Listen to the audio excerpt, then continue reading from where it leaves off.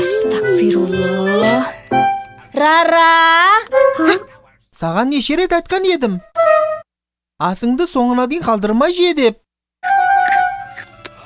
Iya anашым. Естің бі? Теледидарға да ол қатысты. Егер көрмесеңдер өтінем, өшіріп қойыңдар.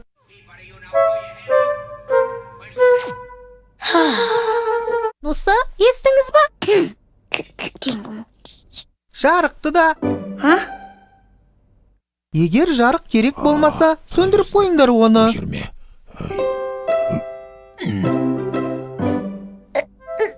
Суды да. Кеше суды ашық қалдырып кетіпсіңдер. Қолжығыш толып, төгіліп кетіпті. Көрдіңіз ба? Кім жаппай кетіпті? Оны сен қылдың. Неге мен? Кім онда? Демек, балалар, сендер ысырапшыл екесіңдер. Ал ысырапшылдар шайтанның досы. Астағфирулла. Кеттік. Нұса? Анамызға не болды екен? Бізге өте қапа ғой. Біз не істеп қойдық қапа болатындай? Кеше қолжығышта су толып кетіпті. Сен ба жаппай кеткен? Ой, ал сіз жарықты сөндіре кеттіңіз ғой, иә? Бұл ысырапшылыққа жатады. Иә, бұдан кейін ысырапшылық жасамайық. Келістік ба? Иә, келістік. Бұл аз болады, табырын алып жесейші. Неге үйттің? Әдемі я, тәтті ғой я.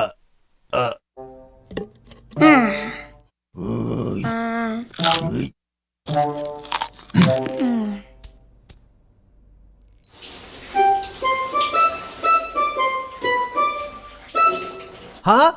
Кім өшірді? Рара! Суды қоссайшы! Көздерім ашып кетті ғой, қоссайшы! Суды үнемдеу керек. Сырапшыл болмасайшы. Рара! Кәнеке тоқтай тұр. Мынау көп қой. Мә, енді жей бер. Нұса? Олай дұрыс емес қой. Міне енді дұрыс болды. Енді жесең болады.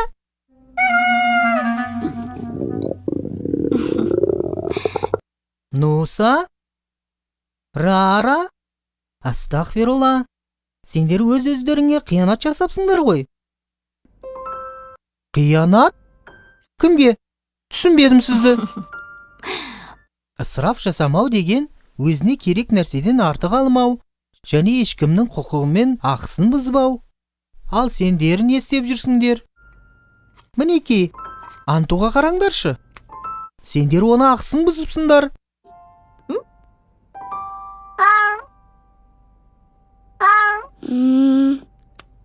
Анту, кешірші бізді. Енді біз сені ренжітпейміз. Рахмет анашым, түсіндіргеніңіз үшін.